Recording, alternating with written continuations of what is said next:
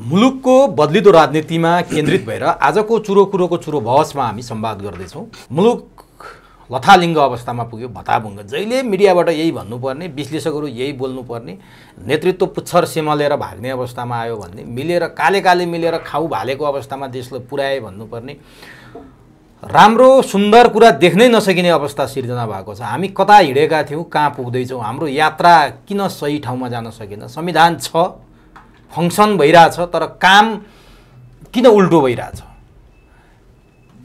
किन यस्तो दलदल र अजीबको अवस्थामा देश पुग्यो? यसको बारेमा आज गहन र मिहिन ढङ्गले हामी छलफल गर्नेछौँ। त्यसका निमित्त आजको चुरो कुरोको चुरो बहसमा प्राध्यापक डाक्टर गोपीलाल न्यौपाने हुनुहुन्छ। उहाँ अलिकति फरक धारको विचार पनि राख्नुहुन्छ। सबैले समाजवाद भन्छन्, उहाँ समाजवाद भन्दा खित्का छोडेर हाँसिदिनुहुन्छ र उहाँ पुँजीवाद भन्नुहुन्छ। र पुँजीवाद भन्दा उहाँलाई विभिन्न उपमा दिएर दलाल समेत भनिदिन्छ। वास्तवमा उहाँ को हो त, के हो त, त्यो पनि हामी जान्नेछौँ। सबभन्दा पहिले म चुरो कुरोको चुरो बहसमा प्राध्यापक डाक्टर गोपीलाल न्यौपानेलाई स्वागत गर्छु। यहाँलाई चुरो बहसमा हार्दिक स्वागत छ। धन्यवाद।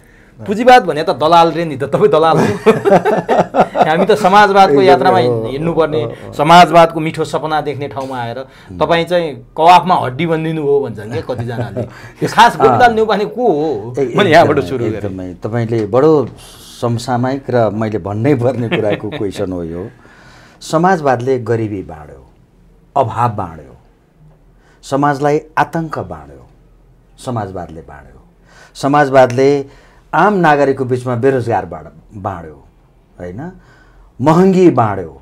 आज भान्सा यति महँगो छ, यो त समाजवादकै प्रतिफल हो। त्यसैले हामीले सोच्यौँ एकचोटि, समाजवादले महँगी बाँड्दो रहेछ, त्यसको ठाउँमा चाहिँ महँगी नबाँड्ने चाहिँ कुन वाद हुँदो रहेछ त, कुन सिद्धान्त हुँदो रहेछ भनेर हामीले अर्को एङ्गलबाट हेऱ्यौँ। हामी बस्यौँ, होइन, समाजवादले गरिबी बाँड्दो रहेछ, हामी यो गरिबी नबाँड्ने व्यवस्था चाहिँ के हुँदो रहेछ त भनेर हामीले एकचोटि चिन्तन गऱ्यौँ है। समाजवादले बेरोजगारी बाँड्दो रहेछ, रोजगारी सिर्जना हुने पनि व्यवस्था हुन्छ होला नि त संसारमा, त्यो के हुँदो रहेछ त भनेर हामीले चिन्तन गर्नु पर्यो। कर लगाउँदा लगाउँदा जनताको ढाड सेकिने गरी कर लाग्छ। आज व्यापार व्यवसाय करको कारणले बन्द हुने स्थिति छन्, होइन, यति धेरै ट्याक्सिङ छ पिपुललाई, होइन, किसिमै छैन। अनि हामीले यसो हेऱ्यौँ, यो ट्याक्स कम लाउने व्यवस्था पनि दुनियाँमा हुन्छ कि हुँदैन त? आज हाम्रो आवश्यकता त सरकारले कर लिने अनि, होइन, र जनताको व्यवसायहरू करबाट ठप्प पारिदिने, व्यवसाय गर्नै नपाउने स्थिति तयार गरिदिने। अनि मैले यसो सोचेँ, यो कर कम लाउने व्यवस्था पनि भएको राजनीतिक व्यवस्था, अर्थव्यवस्था हुन्छ कि हुँदैन भनेर हामीले सोच्यौँ। भ्रष्टाचार यति मौलाएको छ, कसैले कारबाही भोग्नु पर्दैन। यहाँ के कारणले हो? समाजवादको कारणले हो? म यो ठ्याक्क आउँछु। अनि यो सारा भ्रष्टाचार यति भएको छ, हामीले भन्ठान्यौँ भ्रष्टाचारलाई कारबाही हुने पनि व्यवस्था हुन्छ कि हुँदैन। हामीले दक्षिण कोरिया हेऱ्यौँ, हामीले अमेरिका हेऱ्यौँ, हामीले जापान हेरौँ, होइन, अथवा अस्ट्रेलिया हेरौँ, त्यहाँ त कारबाही हुँदो रहेछ। अनि हामीले चीन पनि हेरौँ न सर, हेरौँ, कोरिया पनि, उत्तर कोरिया पनि हेरौँ। तर म त्यतातिर जान चाहिराखेको छैन। मैले चाहेको कुरो के छ भने लोकतन्त्रमा बोल्ने अधिकार सहितको लोकतन्त्र, होइन, ले मात्रै पुग्दो रहन्छ, बोल्ने अधिकारले मात्रै पुग्दो रहन्छ। खान पाइन, भोको मान्छेले खान पाइन त भन्न पाउने, तर खान नपाउनेले खान पाउने व्यवस्था पनि हुन्छ कि हुँदैन? नाङ्गो मान्छेले लाउन पाउने व्यवस्था पनि हुने रहेछ नि त संसारभरि। यस्ता व्यवस्था भएका देशहरू पनि हुँदो रहेछन् भनेर हामीले यो सबै कुरो हेर्दाखेरि समाजवादले जनतालाई नाङ्गै पार्यो, समाजवादले जनतालाई भोकै राख्यो, समाजवादले जनतालाई गरिबी बाँड्यो, समाजवादले जनतालाई बेरोजगारी बाँड्यो, समाजवादले जनतालाई अत्याचार बाँड्यो। न्याय पाउँदैनन् जनताले हाम्रो समाजवादमा। 30 वर्ष समाजवादी शासन छ, न्याय छैन, न्याय मरेको छ। तर नि नेपालमा जुन किसिमको समाजवाद भनेर व्याख्या गरियो, मैले यसलाई कम्प्लिट गर्न पाउन म हजुर। त्यसैले हामीले के भन्यौँ भने समाजवादको पनि विकल्प हुन्छ कि हुँदैन भनेर हामीले खोज्नु पर्यो। अब क्वेसन व्हाट लाग्यो, समाजवादी व्यवस्थामा अब प्रश्न चिन्ह लाग्यो, समाजवादी संविधानमा प्रश्न चिन्ह लाग्यो। हिजो पञ्चायती व्यवस्थामा प्रश्न चिन्ह लाग्दाखेरि पञ्चायती व्यवस्था हट्यो, होइन। आज समाजवादी व्यवस्थामा त्योभन्दा बेटर हुन्छ भनेर समाजवादी व्यवस्था ल्याएको, तर समाजवादी व्यवस्थाले पनि मैले अघि नै भनेका थुप्रै कुरो बरकरार राख्यो, त्यो एज इट इज छ। आज जनता रोएका छन्, जनता, होइन, 51 डिग्री टेम्परेचरमा गएर विदेशमा काम नगरिकन 80% नेपालीको रोजीरोटी चल्दैन हो। उद्योग धन्दा ठप्प छ, विद्यार्थी पढ्न बाहिर जान्छ, उपचार यहाँ हुँदैन, उपचार गर्न बाहिर जानुपर्छ। यस्तो स्थितिको हामीले सिद्धान्तको विकल्प अब खोज्नुपर्छ भनेर मैले यो समाजवादी सिद्धान्तको विकल्प हुन्छ कि हुँदैन भनेर अध्ययन गऱ्यौँ, चिन्तन गऱ्यौँ, मनन गऱ्यौँ। यसको पनि विकल्प हुँदो रहेछ है भनेर हामीले विकल्प सोचेको हो। अहिले अब प्रश्न गरौँ हजुर। अब तपाईँले समाजवादले गरेको जुन विकास छ त्यसको चरितार्थ गरिदिनु हजुर। तर नेपालमा समाजवाद त भनियो, तर उन्मुख हो नि त। हामी त खास समाजवादमा त पुगेकै छैनौँ। समाजवादको यात्रा हामीले तय गऱ्यौँ भनेर नेताहरूले भनेका छन्। संविधान नै समाजवाद उन्मुख भनेका छन्। दुईटा कम्युनिस्ट पार्टीहरू मिले समाजवादमा पुग्ने भने अहिले समाजवादी मोर्चा नै बनाएका छन्। यो व्यवस्थाले दिन सकेन। अहिलेको व्यवस्था समाजवादी होइन, अर्ध सामन्तवाद पनि भन्छन् कहिलेकाहीँ, पुँजीवाद पनि भन्छन् कहिलेकाहीँ। त्यसकारण यो व्यवस्थाले जनतालाई यहाँले अघि भनेका समस्या मात्रै थुपार्यो। अब सबै बराबर हुने, सबैले बराबर पाउने, सबैले बराबर पैसा पाउने, सबै त्यो राज्यको सबै कुरा राज्यले चाहिँ ग्यारेन्टी गर्ने, पैसा थुपारेर बैङ्कमा राख्न नपर्ने, निजी भन्ने कुरा केही पनि नहुने, त्योतिर जान्छौँ है हामी। त्यो यात्रामा छौँ भनेर भनिरहेछन् नि त। अनि जनता पनि बाख्रालाई हरियो घाँस देखाइदिए जस्तो लसेर त्यतै लागिरहेछन्। पुँजीवादको त सबै विरोधी छन् नि त नेपालमा। अहिले समाजवादको यात्रामा पो छौँ त, समाजवाद त छैन नि सर उनीहरूको भाषा। हेर्नुहोस्, समाजवाद भनेको यही भ्रमपूर्ण कुरा भयो यहाँ। त्यसैले पिपुलले थाहा पाउनु पर्यो समाजवादी अर्थव्यवस्था भनेको के हो। समाजवाद भनेको अर्थव्यवस्थाको नाउँ हो। यो समाजवादी अर्थतन्त्रले के गर्छ भन्दाखेरि कि त रिसोर्स स्टेटले लिन्छ। जस्तो उदाहरणका लागि समाजवादी देशहरूको केही उदाहरण दिन सक्नुहुन्छ? नेपालमा त समाजवाद राम्रोसँग अप्लाई भएको छैन होइन, यसले फङ्सन गरेको छ। म आउँछु यसमा। क्वेसनलाई लामो पार्दाखेरि जिगज्याग हुन्छ, टक्क टक्क गरौँ है त। म एउटा कुरा भन्छु, समाजवादी अर्थव्यवस्थाले रिसोर्स जति कि त राज्यले कन्ट्रोल गर्छ कि त ग्रुपले कन्ट्रोल गर्छ। मिन्स अफ प्रोडक्सन भन्छौँ हामी, जसलाई उत्पादनका साधन भनेर भन्छौँ। उत्पादनका साधन भनौँ अथवा स्रोत भनौँ, त्यो स्रोतको सामूहिक कन्ट्रोल हुने त्यो व्यवस्थाको नाउँ चाहिँ समाजवादी व्यवस्था हो। उत्पादनमा सामूहिक स्वामित्व, कि त सामूहिक भन्नाले कि त राज्यको स्वामित्व हुनु पर्यो कि त समूहको स्वामित्व हुनु पर्यो। समूहको स्वामित्व र राज्यको स्वामित्व हुने बित्तिकै त्यो व्यवस्थाको नाउँ चाहिँ समाजवादी अर्थव्यवस्था हो है। अब यो डेफिनेसन अनुसार, यो युनिभर्सल्ली एक्सेप्टेड डेफिनेसन यही हो समाजवादको। हामीले त्यसको विकल्पमा के भन्यौँ भने पुँजीवादी अर्थव्यवस्था भनेको चाहिँ व्यक्तिको रिसोर्समा व्यक्तिको कन्ट्रोल भएको, मिन्स अफ प्रोडक्सनमा व्यक्तिको अनरसिप भएको त्यो व्यवस्थाको नाउँ चाहिँ पुँजीवादी व्यवस्था हो। त्यहाँ ग्रुपले अथवा स्टेटले अर्काको सम्पत्तिमाथि कन्ट्रोल गर्न पाउँदैन। त्यो व्यवस्था चाहिँ पुँजीवादी व्यवस्था हो भनेर भन्यौँ हामीले। अब सामूहिक व्यवस्था जस्तै उत्तर कोरिया सामूहिक अर्थतन्त्रबाट, सामूहिक व्यवस्थापनबाट चलेको देश उत्तर कोरिया, भियतनाम, यी देशहरू चाहिँ होइन, दक्षिण अफ्रिकाका दक्षिण अमेरिकाका केही देशहरू, यिनीहरू चाहिँ सामूहिक ग्रुपको रिसोर्समा ग्रुपको अनरसिप अथवा राज्यको अनरसिप त्यो व्यवस्था चाहिँ तपाईँको समाजवादी अर्थव्यवस्था, जहाँ प्लान इकोनोमी चल्छ भनेको राष्ट्रिय योजना आयोग छ, अथवा कन्ट्रोल्ड इकोनोमी चल्छ, अथवा नियन्त्रित अर्थतन्त्र। कन्ट्रोल्ड इकोनोमी जो नेपालमा अहिले अभ्यास भइरहेको छ त्यो नियन्त्रित अर्थतन्त्र हो। प्लान कमिसन छ, हामीसँग प्लानिङ कमिसन छ। सिंहदरबारमा बसेका प्लानरहरूले इकोनोमिक प्लानिङ गर्छन्। ती सबभन्दा ठुला विद्वान हुन्छन् त्यहाँ बस्ने चाहिँ, अरू चाहिँ केही पनि नजान्ने हुन्छन्। त्यो व्यवस्था हामी कहाँ छँदैछ। हामीले ग्रुपलाई अनरसिप, जस्तै नेपाल टेलिकम कसले चलाएको छ? ग्रुपले चलाएको छ। राज्यको सहभागिता पनि छ र ह्यान्डफुल मान्छेले रिसोर्सलाई क्याप्चर गरेका छन्। नेपाल टेलिकम, नेपाल विद्युत प्राधिकरण, अथवा साझा यातायात, अथवा नेपाल एयरलाइन्स, जति कम्पनीजहरू छन् ती या त राज्यको अनरसिपमा छ। वन जङ्गल त्यो सबै ठुल्ठुला खनिज क्षेत्र उत्खनन गर्नुपर्ने क्षेत्रहरू त्यो कसले कन्ट्रोल गर्छ भन्दा राज्यले कन्ट्रोल गर्छ। त्यो त स्वाभाविक होइन। त्यसैले अब यसलाई स्वाभाविकै, अहिले त नेपालमा स्वाभाविकै भयो, तर हामीले के भन्यौँ? त्यो राज्यले कन्ट्रोल गर्नु हुँदैन भन्यौँ। राज्यले कन्ट्रोल गर्दै आयो। हिजो पञ्चायती व्यवस्थामा पनि कन्ट्रोल थियो। प्लानिङ कमिसन हिजोकै व्यवस्था हो, यो कुनै नौलो व्यवस्था होइन। कन्ट्रोल इकोनोमी पञ्चायती व्यवस्थामै थियो। पञ्चायती व्यवस्थाले गर्न सकेन भनेर हामीले बहुदलीय व्यवस्था ल्याएको हो, लोकतन्त्र ल्याएको हो। तर नेपालमा नाम मात्रको लोकतन्त्र आयो। प्लानिङ कमिसन, कन्ट्रोल्ड इकोनोमी, नियन्त्रित अर्थतन्त्र। नेपालको अर्थतन्त्रको नाउँ नै नियन्त्रित अर्थतन्त्र हो सुवेदीजी। नियन्त्रित अर्थतन्त्र, कन्ट्रोल्ड इकोनोमी हो नेपालको। अनिखेरि यो चाहिँ कसरी समाजवादी उन्मुख भनेर हुन्छ? यो समाजवादी अर्थतन्त्र हो अहिलेको अर्थतन्त्र। जब हामी यो अर्थतन्त्रलाई हामी व्यक्तिमा पुर्याइदिन्छौँ, अनरसिप व्यक्तिको सम्पत्तिमा कसैले पनि क्वेसन गर्न नपाउने, व्यक्तिले व्यवसाय गर्न पाउने, व्यक्तिले उद्योग धन्दा खोल्न पाउने। यस्तोमा नि यहाँले भनेको कुरामा ल व्यक्ति पुँजीवादमा व्यक्ति हाबी हुने कुरा गर्नुभयो, सर्वेसर्वा व्यक्ति नै हुन्छ, एकदमै त्यहाँ कन्ट्रोल व्यक्तिकै हुन्छ। यहाँले भनेको कुरा सत्य छ। हजुर। अब एकचोटि त्यहाँ चिरफार गरौँ है त। व्यक्तिले कन्ट्रोल गर्यो भने त्यो व्यक्तिको कम्पनीमा काम गर्ने मान्छेहरूले तलबमा काम गर्छ, हो होइन? एकदमै। तर व्यक्तिले 75% पायो भने, राख्यो भने, 25% तलब बाँड्दियो भने त्यो व्यक्ति धनी हुँदै जाने, त्यसको कम्पनीमा काम गर्ने कामदारहरू त्यो 25% तलबबाट चाहिँ उनीहरूले बाँडेर खाँदाखेरि उनीहरू गरिबको गरिब अथवा यथास्थितिको यथास्थिति बस्ने। अनि कसरी चाहिँ पुँजीवादमा चाहिँ मान्छे धनी हुन्छ र सबै बराबर हुन्छ? बडो राम्रो प्रश्न गर्नुभयो। दुईटा प्रश्न आयो यसमा। एउटा, व्यक्ति धनी हुँदाखेरि मजदुरहरू शोषित हुन्छ, उसका मजदुर त हुन्छन् काम गर्ने, एउटा प्रश्न त्यो भयो। अर्को प्रश्न, व्यक्ति धनी हुँदाखेरि के फाइदा हुन्छ? मालिक झन् धनी हुँदै जान्छ। एक्ज्याक्ट। तर काम गर्ने कामदार चाहिँ कि यथास्थितिमा रहला कि गरिब हुँदै? एक्ज्याक्टली। तपाईँको यो दुईटा क्वेसन सँगै आयो। म यहाँ आग्रह गर्न चाहेको कुरो के हो भने, व्यक्तिले जस्तै एउटा कम्पनी व्यक्तिले चलाउँछ, इन्भेस्टमेन्ट गर्यो उसले, होइन? उसले नाफाकै लागि कम्पनी खोल्ने हो। समाजवादी व्यवस्थामा नाफा खान दिइँदैन। हामी के भन्छौँ? नाफा चाहिँ उसको राइट हो भन्यौँ हामीले, ठिक्क उल्टो।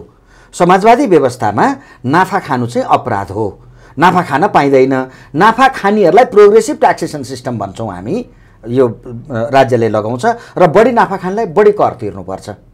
बढी कमायो बढी कर तिर्नु पर्यो, पैसा जति सबै राज्यले लिएर जान्छ र उसले कहिल्यै पैसा कमाउन पाएन। त्यसैले हामीले के भन्यौँ? बढी कमाउनेलाई कमाउने अवसर दिनुपर्छ। आज करोड कमाउनेले भोलि अरब कमाओस्, भोलि 5 अरब कमाओस्। हामीले कमाउन दिने व्यवस्था भन्यौँ। हामीले अप्पर सिलिङ राख्न चाहेनौँ। कमाउन अनलिमिटेड तिमी उड। आज तिमी मोटरसाइकल चढ्छौ, भोलि कार चढ, पर्सि सक्छौ हेलिकप्टर चढ, तर कमाएर चढ, ठगेर होइन। अहिलेको सिस्टमले के गर्यो? त्यो दिएन। प्रोग्रेसिभ ट्याक्सेसन सिस्टमले के गर्यो? तपाईँले 1 अरब कमाउनु भयो भने स्वाट्टै 80 करोड जति सबै सरकारले लिएर जान्छ। अनि अब भयो त के त? त्यसो गर्दा हुन्छ चाहिँ के त? अब कमाउनलाई, व्यक्तिलाई कमाउन छुट दिउँ हामी। छुट दिँदाखेरि त के फाइदा हुन्छ त भन्दा म फाइदाको कुरा गर्छु, घाटा केही पनि छैन। किनभने अन्टरप्रेन्योरसिप गर्ने मान्छेले चाहिँ एउटा उद्योग खोल्यो, उसले यहाँ पैसा कमायो भने उसले अर्को उद्योग खोल्छ। किनकि पैसाको लालसा मान्छेलाई जहिले पनि भइरहन्छ। उसले अर्को उद्योग खोल्छ। अर्को उद्योग खोल्दा फाइदा हुन्छ के भन्दाखेरि त्यहाँ रोजगारी सिर्जना हुन्छ। त्यहाँ पनि पैसा उसले कमायो, तेस्रो उद्योग खोल्छ। जस्तै मल्टिनेसनल कम्पनीहरू, डाबर नेपालमा पनि त छ नि, छ कि छैन? हो, थुप्रै मल्टिनेसनल कम्पनीहरू यसै गरेर अगाडि बढेका हुन्। हामी यसै गरेर सम्पत्तिको ग्रो गर्न, फाइनेन्सियल ग्रोथ गर्न चाहन्छौँ।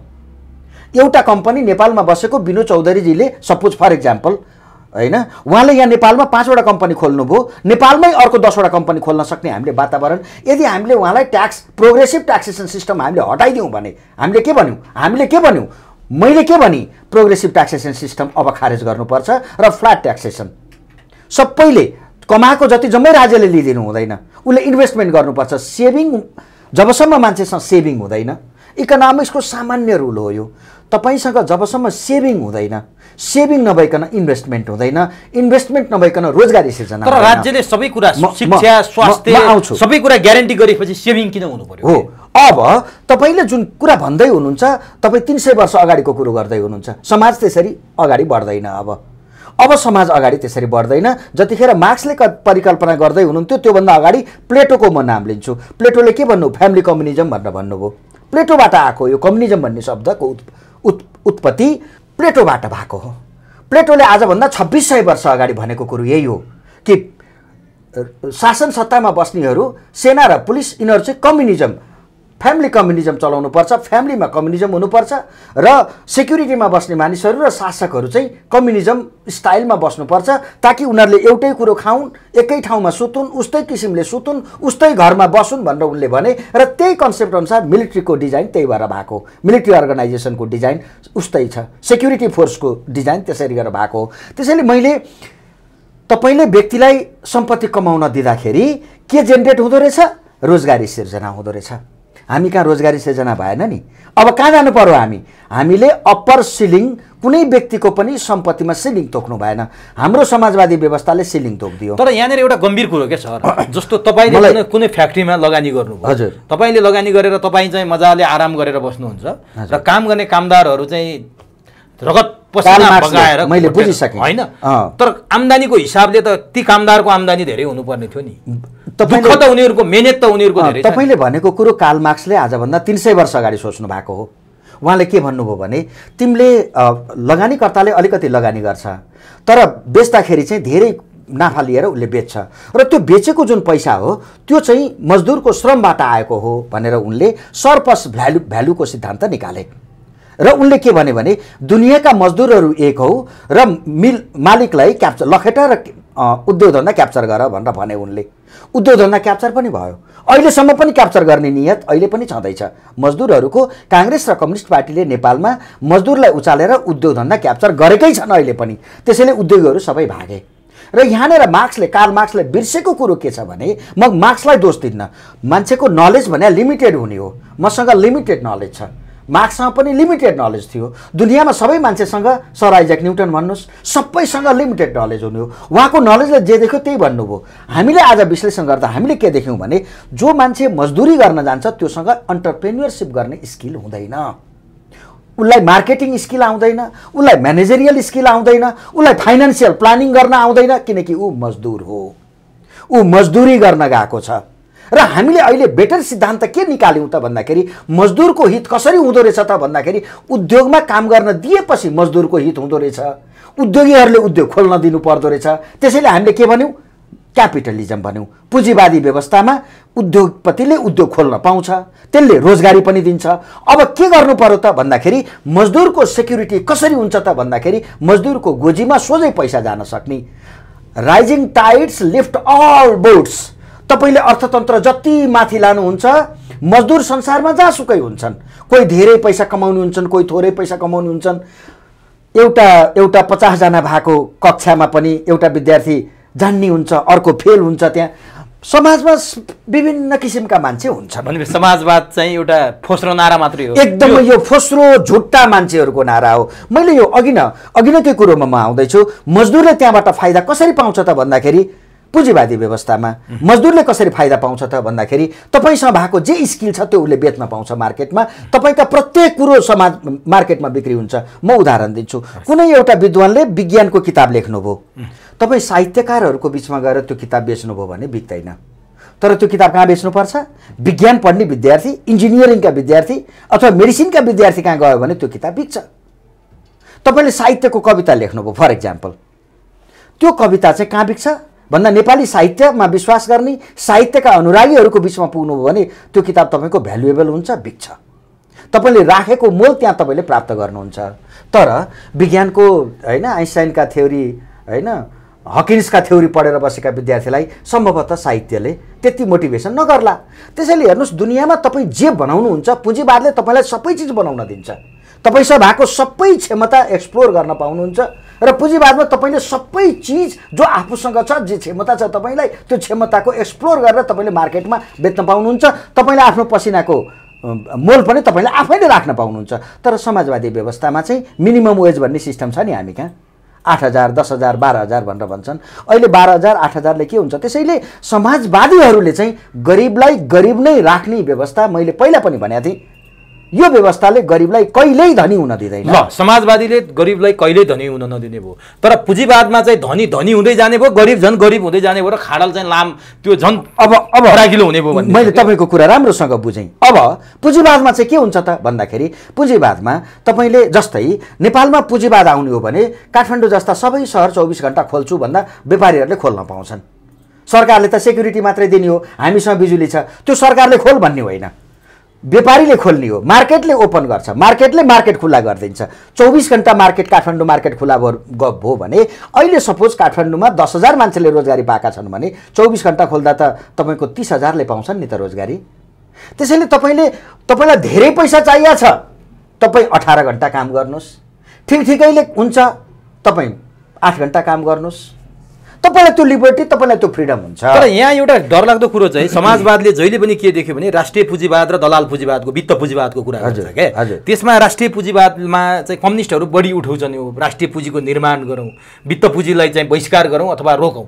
यहाँ जम्मै यो समाजवादले यो अहिले देश बिग्रिएको, भाडिएको, बर्बाद भएको वित्त पुँजीवाद यानि कि दलाल पुँजीवाद, अब त्यो दलाल पुँजीवाद भन्दा बित्तिकै यहाँले बुझ्नुभयो त्यो पुँजी कहाँबाट आउँछ, हामी राष्ट्रिय पुँजीको निर्माण गर्न किन सक्दैन? होइन, यसो कम्युनिस्ट पार्टीले राष्ट्रिय पुँजीको विकास गर्ने भने चाहिँ उनको कार्यकर्ताको विकास हो।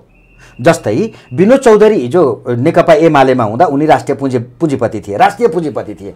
आज काङ्ग्रेसमा गए, पार्टी विपरीत भयो, काङ्ग्रेस त्यो दलाल पुँजीवाद भयो। त्यसैले कम्युनिस्ट पार्टीको कुरो चाहिँ झुटा कुरा हो। यो उनले भन्ने चाहिँ तपाईँलाई अब सहयोग गर्छ, पार्टीलाई सहयोग गर्छ भने जसले उसका पार्टीलाई सहयोग गर्छन्, चन्दा दिन्छन्, डोनेसन क्याम्पेनमा सहभागी हुन्छन्, भोट दिन्छन्, होइन, ती चाहिँ सबै के हुन्? राष्ट्रिय पुँजीपति हुन्। जसले तपाईँको विरोध गर्छ, होइन, तपाईँ जसले फ्रिडम खोज्छ, म स्वतन्त्रतापूर्वक बन्द व्यापार व्यवसाय गर्छु भन्छ, त्यो चाहिँ दलाल पुँजीपति हुन्छ उहाँहरूको परिभाषामा। हामी यो दलाल र पुँजीपति भनेको दलाल र के भनेर भन्ने पक्षमा छैनौँ। ठिक्क यसको विपरीत हामीलाई देशका पुँजीवादीहरू पनि उद्योग धन्दा पनि खोल्नुपर्छ, देशमा पनि उद्योग धन्दा खुल्नुपर्छ र विदेशीको इन्भेस्टमेन्ट पनि हुनुपर्छ। त्यसैले पुँजीवादी व्यवस्था भएको भए नेपालमा के हुन्थ्यो भन्दाखेरि विदेशी निवेश पनि यहाँ आउँथ्यो। जस्तै तपाईँ चीनमा समाजवादी व्यवस्था छ भनेर भन्नुहुन्छ, शासन व्यवस्था चाहिँ कम्युनिस्ट पार्टीले क्याप्चर गरेको हो। बाँकी अर्थतन्त्र त खुल्ला बजार अर्थतन्त्र हो, त्यहाँको सबैले व्यापार गर्न पाउँछन्। हजारौँ अमेरिकी कम्पनीहरू चीनमा व्यवसाय गर्छन्, तर नेपालमा बाहिरबाट पुँजी निवेश गर्नै पाउँदैन मान्छेले, फरेन इन्भेस्टमेन्ट नेपालमा गर्नै पाउँदैन। त्यसैले चीन हिँडेको बाटो र नेपालको समाजवाद हिँडेको बाटो फरक छ। चीन खुल्ला बजार अर्थतन्त्रबाट हिँड्यो, नेपालमा कन्ट्रोल इकोनोमी, प्लानिङ कमिसन छ नेपालमा। अरू कुरो धेरै कुरो बुझ्नै पर्दैन। तपाईले प्लानिङ कमिसनमाथि किन यसरी धेरै प्रश्न उठाउनु? यो विघटन गरिदिनुहोस् न। विघटन गर्नुपर्छ भने एक्ज्याक्टली प्लानिङ कमिसन विघटन गर्नुहोस्। हाम्रो अर्थतन्त्रलाई नियन्त्रण गरेकै प्लानिङ कमिसनले हो। यस्तो भन्दा भन्दा देशै विघटनको कुरा उठ्ला के सर? देशसँग विश्वविद्यालयमाथि पनि प्रश्न उठाइरहनु भएको छ। त्रिभुवन विश्वविद्यालय विघटन गरिदिऊ, योजना विघटन गरिदिऊ। हो, मैले त्रिभुवन विश्वविद्यालय विघटन किन गरिदिउँ भने थाहा छ तपाईँलाई? म क्ल्यारिफाई गर्छु नि। फेरि आम श्रोताहरूले विश्वविद्यालय विघटन गर्ने पो भन्नुभयो, डाक्टर साहबले के भन्या भन्नु होला। त्रिभुवन विश्वविद्यालय आम नेपाली जनताको ट्याक्स खाएर चलेको विश्वविद्यालय हो, तर त्यहाँ काङ्ग्रेस र कम्युनिस्टको क्याडर मात्रै उत्पादन हुन्छन्। हामीलाई त्यो क्याडर बनाउने विश्वविद्यालय चाहियो कि हामीलाई बौद्धिक जमात जसले इनोभेसन गर्छ, इन्भेन्ट गर्छ, जसले अन्टरप्रेन्योरसिप गर्छ, जसले रोजगारी सिर्जना गर्न सक्छ, त्यस्तो मान्छे बनाउनु पर्या हो कि हामीलाई राम्रा प्रशासक चाहिए हो कि नेकपा एमाले नेपाली काङ्ग्रेसको, होइन, जय नेपाल र लाल सलाम भन्ने मान्छे मात्रै बनाउनु पर्या हो? यदि त्यो विश्वविद्यालयले लाल सलाम गर्ने मान्छे मात्रै बनाउँछ, जय नेपाल भन्ने मान्छे मात्रै बनाउँछ भने त्यो विश्वविद्यालयलाई आम नेपालीको 24 अर्ब रुपियाँ जो बजेट नेपाली जनताको ट्याक्सबाट विश्वविद्यालयमा जान्छ त्यो गर्न पाइन्छ। त्यसैले मैले भने यदि त्रिभुवन विश्वविद्यालयले कामरेड र जय नेपालका कार्यकर्ता मात्रै बनाउँछ भने यो विश्वविद्यालय बन्द गरौँ, यसको काम छैन। त्यो 24 अर्ब रुपियाँ बच्छ। मैले प्लानिङ कमिसन किन विघटन गरौँ भने प्लानिङ कमिसनले प्लान गर्यो सरकार सिंहदरबारमा बसेर। त्यसले प्लान गर्दा के गर्यो? दुईपट्टि बाटो छैन, बिचमा खोलो छैन, बिचमा पुल हाल्यो। हो, बजेट गयो कि गएन, सिद्धियो कि सिद्धिएन? प्लानिङ कमिसनको रातो किताब यसरी सिर्जना भयो। तपाईँको प्लानिङ कमिसनले गर्दाखेरि तपाईँको 10 अर्बमा हुने काम 50 अर्बमा पनि सकिँदैन। मेलम्ची खानेपानी आयोजना 9 अर्बमा सुरु भएको हो।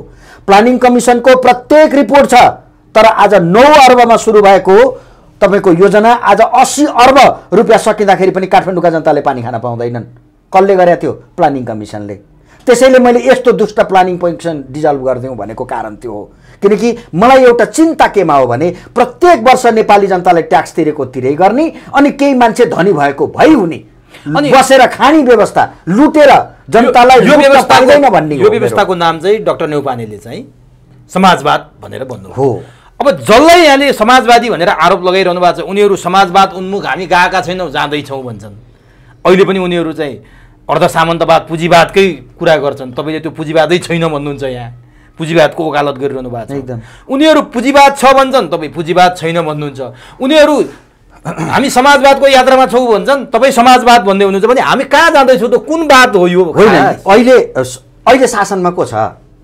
सबभन्दा ठुलो समाजवादी नथाक्ने कार्ल मार्क्सको माला जपेर नथाक्ने प्रधानमन्त्री होइन, उहाँ 3 चोटि हुनुभयो।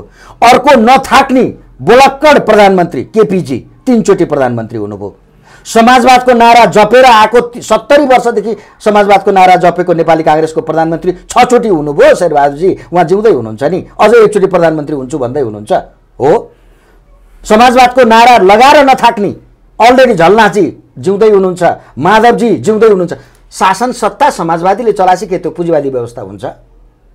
संविधानमा समाजवाद उन्मुख भन्ने, अर्थतन्त्र पुरै कन्ट्रोल इकोनोमी कायम गर्ने, अनि शासन सत्ता सधैँ समाजवादी प्रधानमन्त्रीले गर्ने, अनि फेरि व्यवस्थाको नाउँ चाहिँ पुँजीवादी हुन्छ?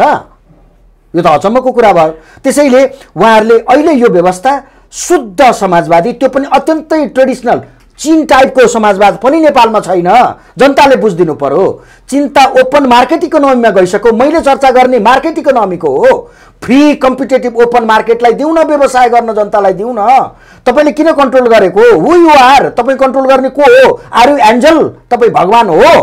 तपाईँ कन्ट्रोल गर्ने अर्कालाई? तपाईँ को हो? त्यसैले अर्काले कन्ट्रोल गर्ने इकोनोमीले कन्ट्रोल गरेको म एक्जाम्पल दिन्छु तपाईँलाई। हेर्नुहोस्, पुँजीवादी भनेर गाली गर्ने, धारे हात लाउने अमेरिकाले कोभिडमा जनताको घर घरमा पैसा पठायो हो, इन्सेन्टिभ दियो हो, इन्सेन्टिभ प्लान ल्यायो। दक्षिणतिर भारत मोदीको विरोध गर्न नथाक्ने कम्युनिस्ट पार्टीका साथीहरू, मोदीले त पैसा घर घरमा पठाइदियो नि त। त्यो पुँजीवादी भन्ने कम्युनिस्ट विरोधी मोदीले घर घरमा पैसा पठाइदियो कोभिडमा।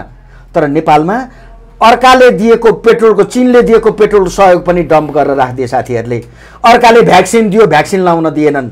मार्क्समा कमिसन खाए, मार्क्समा कमिसन खाए, ओम्नी काण्ड त्यही गएर घटाए, के घटेनन् त्यो जनतालाई थुनेर। अनि समाजवाद राम्रो? त्यसैले मलाई चाहिँ के लाग्छ भने जबसम्म हामीले सिद्धान्तमा प्रष्ट हुँदैनौँ, हाम्रो समस्या, हाम्रो नेपाली आम नागरिकहरूको समस्या सिद्धान्तमा छ। हाम्रा सिद्धान्त हाम्रा दाजुभाइ दिदीबहिनीले जबसम्म जान्नुहुन्न तबसम्म हुँदैन। त्यसैले मैले प्लानिङ कमिसन विघटन गरिदिउँ भन्ने कारण त्यो, लाइसेन्सलाई ओपन गरिदिउँ भन्ने कारण त्यो, ट्याक्स धेरै भयो भन्ने कारण यो हो। पुँजीवादी व्यवस्था भइदिएको भए सिंगल ट्याक्समा जान्थ्यो। अहिले तपाईँको 42 किसिमको कर लिन्छ नेपाल सरकारले। तपाईँले पिसा फेर्दा कर लिन्छ, लुगा किन्दा कर लिन्छ, चामल किन्दा कर लिन्छ, दाल किन्दा कर लिन्छ, अस्पतालमा उपचार गर्दा कर लिन्छ, यसो एउटा गाडी किन्नुहोस् ती कर लिन्छ, रोडमा हिँडाउनुहोस् रोड कर भन्दा ती लिन्छ, फिल्म हेर्न जाँदा मनोरञ्जन कर लिन्छ। तपाईँ यति ठाउँमा 46 ठाउँमा जनता जहाँ जहाँ जान्छन् त्यहाँ सबै ठाउँमा कर लिन्छ। समाजवाद हो नि त यो, त्यसैले उसले कर लिन्छ। भनेपछि देश कता जाँदैछ सर? हामी कता जाँदैछौँ? होइन, जब समाजवादतिर जाँदैछौँ कि पुँजीवादतिर? यो एकदम खतरनाक समाजवादतिर, उत्तर कोरियाको मोडलमा नेपाल जाँदैछ।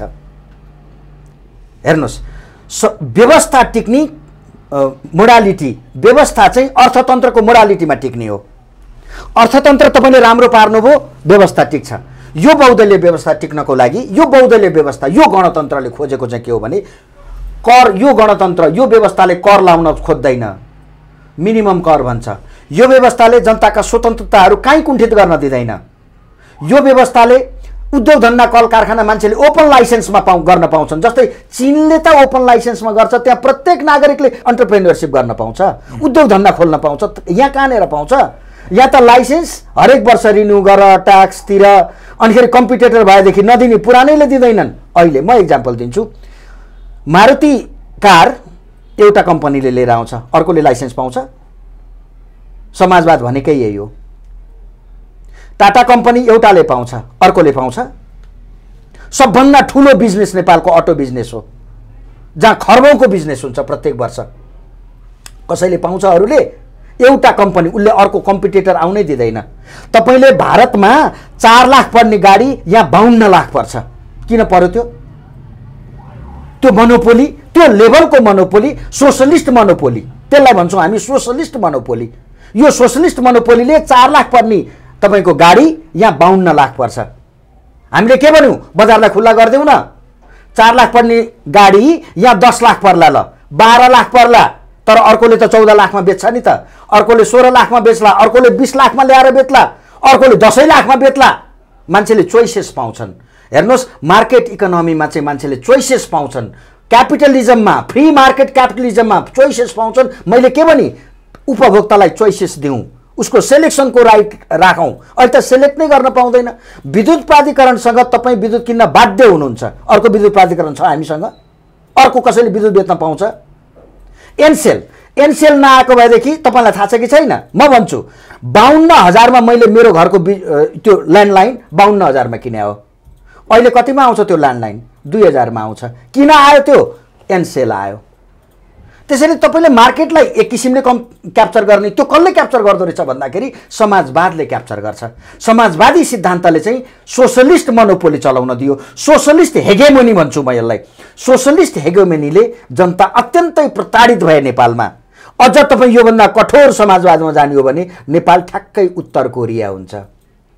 त्यतै जाने हो नेपाल अहिले, त्यतै जाने लक्षण त्यतै छ। यो कसले लैजाँदैछ त? उत्तर कोरियामा जानलाई त कम्युनिस्टहरूले नै लैजाने होला। एक्ज्याक्टली। तर यहाँ त काङ्ग्रेस पनि छ, अरू पार्टी पनि छन्। उत्तर कोरिया जस्तो एउटै अब म यसमा पनि क्लियर गरौँ।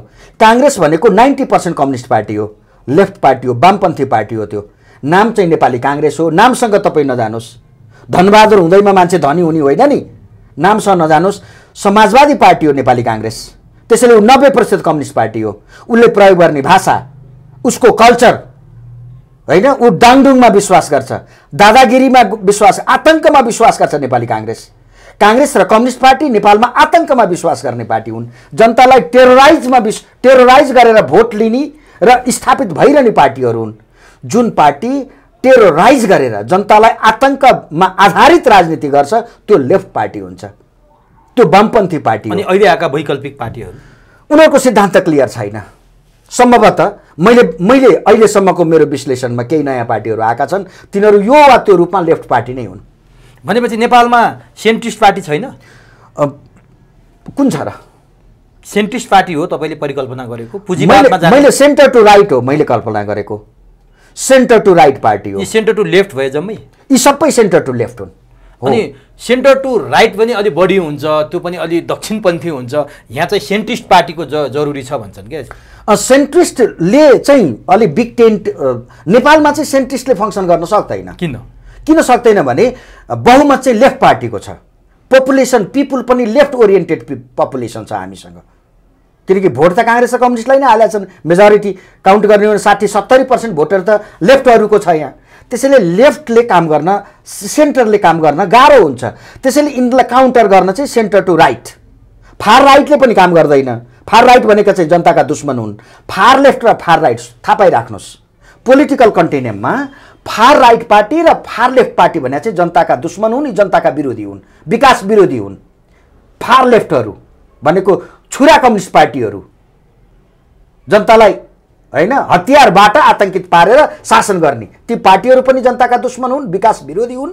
र अर्को फार राइट जसले अनेक किसिमका मुद्दा उठाएर होइन खालि नेसनालिटीको कुरा गर्ने, अनिखेरि हाम्रा परम्परा, हाम्रा यी र ऊ भनेर भन्ने यी फार राइटहरू पनि जनताका दुश्मन हुन्। यिनले पनि विकास गर्दैनन्। हामीलाई चाहिने भनेको इकोनोमिकल्ली हामीलाई विकास चाहियो, हामीलाई आज रोजगारी चाहियो। जुन समस्यामा छौँ नि, अर्थतन्त्र डामाडोल छ। एक्ज्याक्टली। अब दसैँ पछाडि त भात खान नि पाइने हो कि होइन थाहा छैन। भारतले चामल रोक्ने कुरा गरिसकेपछि सरकार अत्तालिएको छ, खेतबारी बाँझो छ, अर्थतन्त्र डामाडोल छ, राजनीति यति अस्थिर छ। यो के कारणले? जस्तो संविधान सभाको चुनाव पनि गरायौँ, जनताले निर्वाचित गरेका प्रतिनिधिले संविधान पनि बनायौँ, संविधानले कार्यान्वयन भएर 2 चोटि चुनाव पनि भइसक्यो, तर समस्या जिउका त्यौँ छ, 20को 19 हुँदैन। अर्थतन्त्र डामाडोल छ, राजनीतिक अस्थिरता छ, पुँजीवाद र समाजवाद भनेर अझ साम्यवादको त यहाँ चर्चै भएको छैन। पुँजीवाद र समाजवादको बिचमा जुवारी चलाइरहेछौँ हामी। भारतले चन्द्रयान चन्द्रमामा पठाइसक्यो। हामी चाहिँ कसले गाई खायो, कसले गाई खाएन, कसले गाई काट्यो, कहाँ धर्म नास्यो भनेर अहिले पनि सञ्चार माध्यममा समाचार हाल्नुपर्ने अवस्था छ। हेर्नुहोस् त यो बिजोग, यो दर्दनाक स्थिति, यो दयनीय अवस्था। किन यस्तो समस्या भइरहेछ? यो के हो भने हामीले केही मान्छेहरू नेपालमा 3 जना मान्छेले सोध्छन्, कसैले अरूले सोध्नु पर्दैन। केपी ओली सोच्नुहुन्छ, प्रचण्ड कामरेड सोच्नुहुन्छ र शेरबहादुर दाइले सोच्नुहुन्छ। 3 जना मान्छेले बाहेक अरू कसैले सोच्दैन। त्यही भएर यो देशको बारेमा एक्ज्याक्टली कसैको बारेमा पनि असलै सोच्ने छुटै छैन। 10 लाख मान्छेले केपीजीले जे भन्यो त्यही ताली पिट्छन्। तिनले आफूले इन्डिपेन्डेन्ट सोच्दैनन्, सोच्यो भने भीम रावल बनाइदिन्छन् है।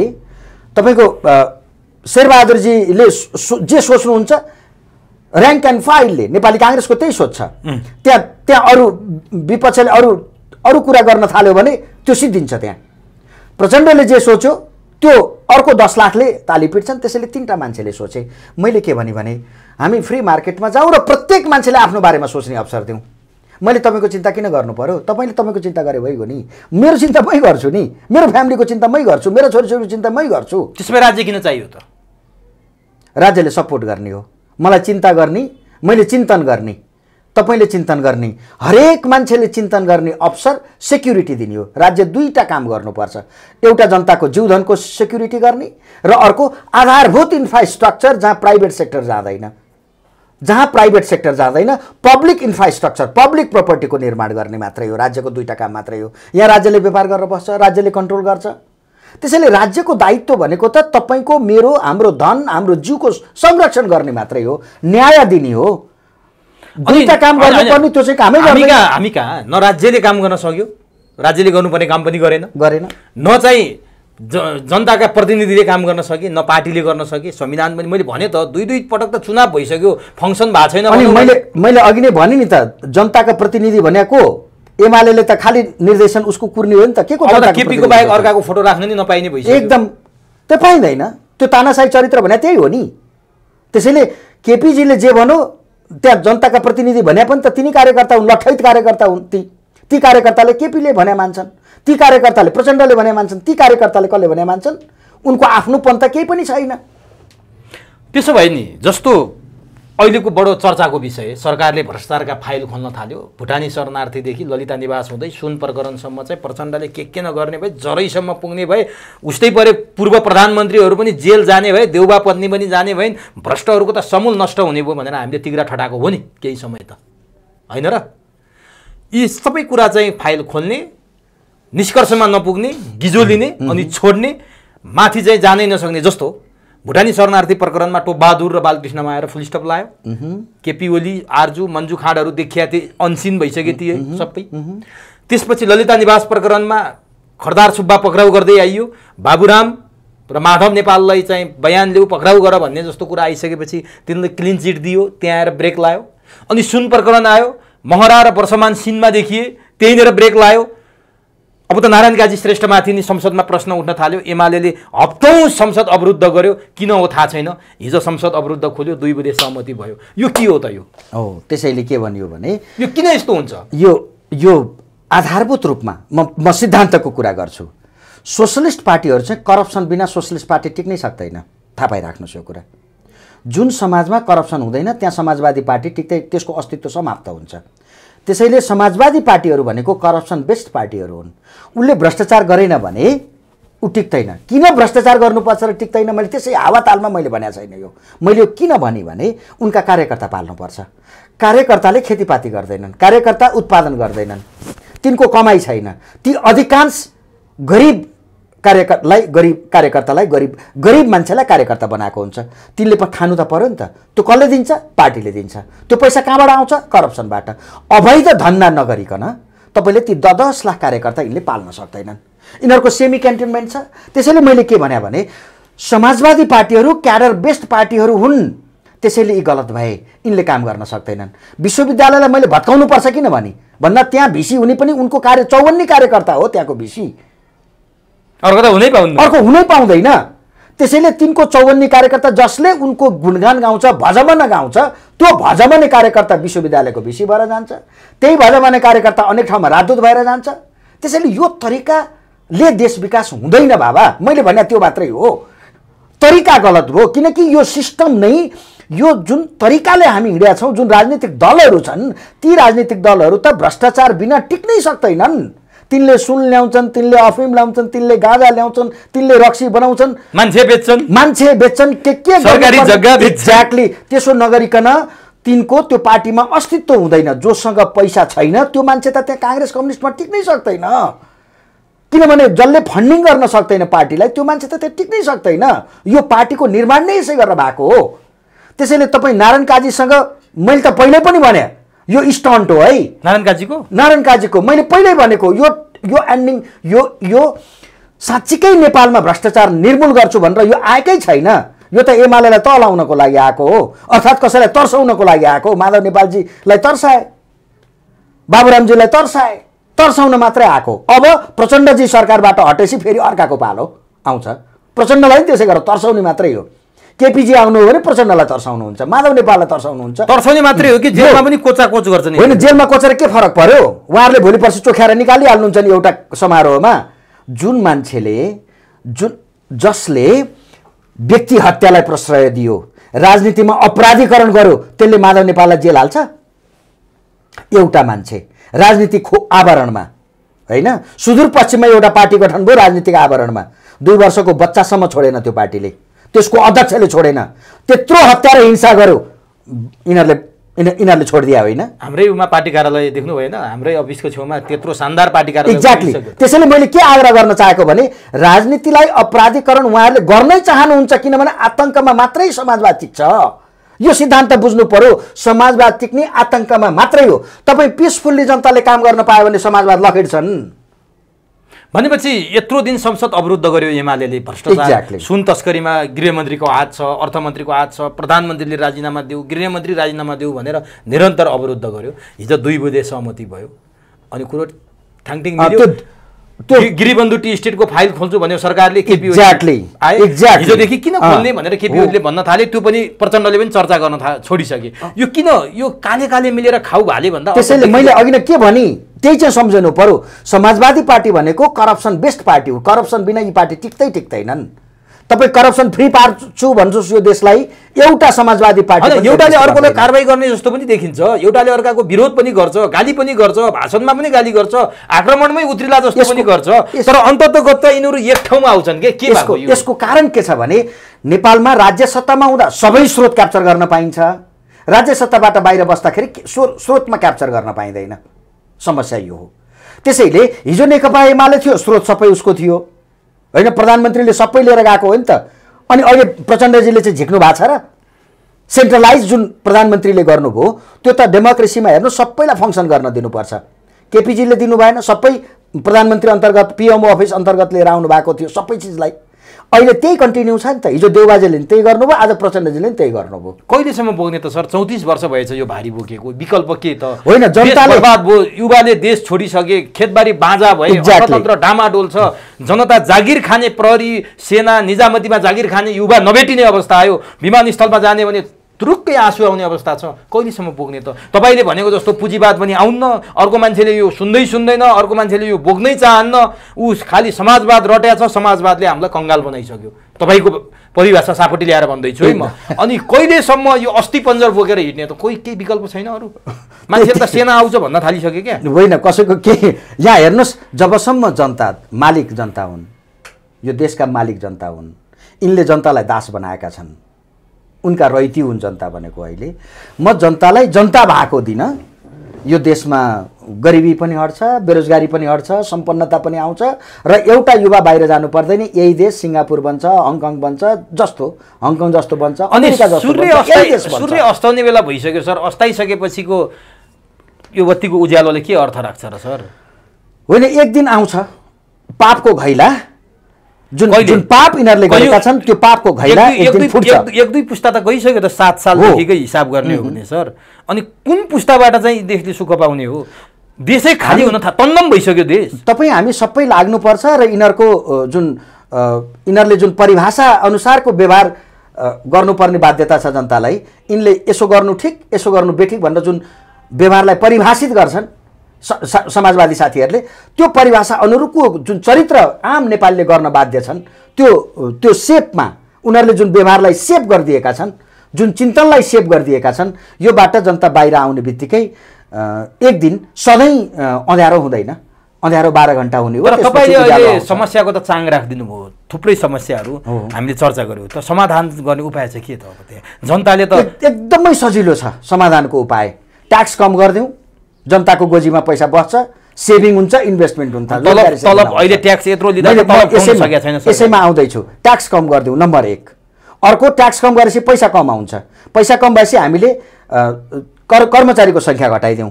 राजनीतिक दलका नेताहरूले तलब नखाइदिउँ, किनकि हामीले के भन्यौँ?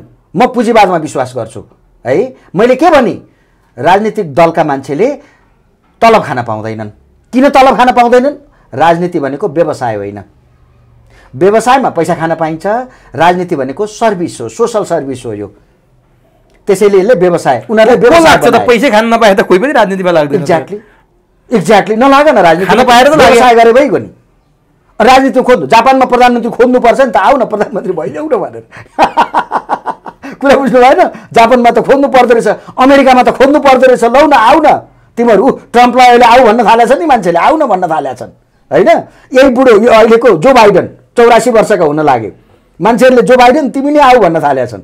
कम्पिटिसन त हुन्छ अलग कुरो। त्यसैले हेर्नुहोस् राजनीति व्यवसाय होइन। हामीले के भन्यौँ राजनीति व्यवसाय गर्ने होइन है। मैले व्यवसाय गरेर उद्योग धन्दा कल कारखाना सर्भिस बेचेर पैसा कमाउन पाउँछु, मैले हेलिकप्टर चढे हुन्छ सर्भिस दिएर, तर आफू संसदमा बस्ने अनि आफै आफ्नो तलब तोक्ने होइन, अनि भत्ता पनि आफै तोक्ने, जनताको ट्याक्स पनि कति चाहिन्छ आफूलाई त्यही अनुरूपको जनतासँग ट्याक्स पनि कलेक्सन गरियो। सर्वोच्चले एउटा फैसला गरिदियो संसद विकास कोष खारेज गर्थ्यो के, सांसदहरूलाई पैसा दिने अर्थमन्त्रीको भाषणमा आएको बडो। अब म भन्छु यसलाई उनीहरूले अर्को उपाय निकाल्छन्, हेरिरहनु होला।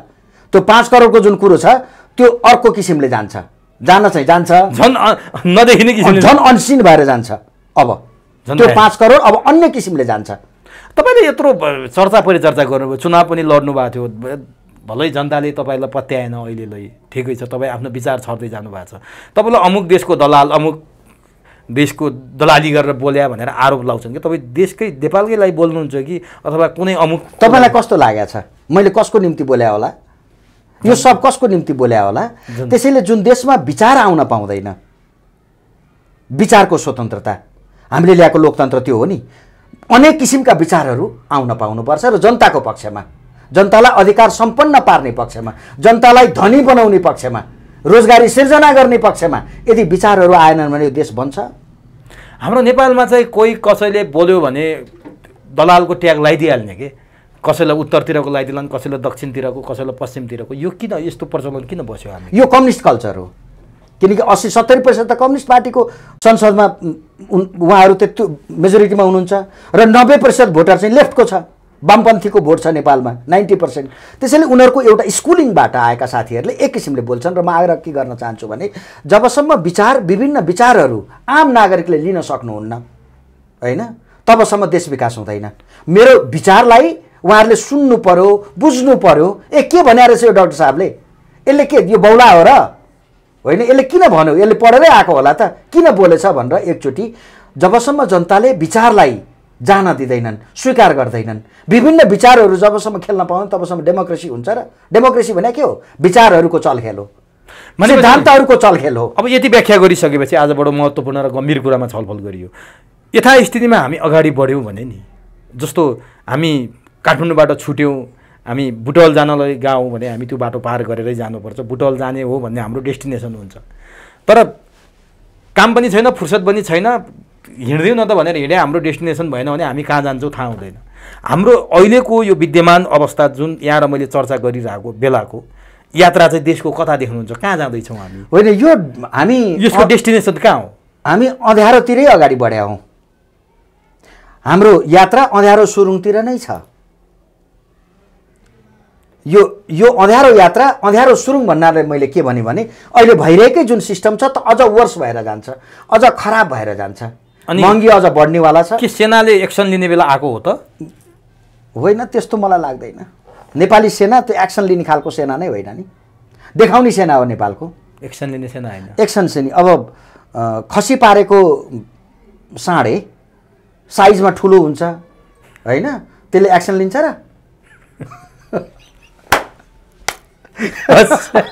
यो महत्त्वपूर्ण समय र संवादका लागि यहाँलाई हार्दिक धन्यवाद।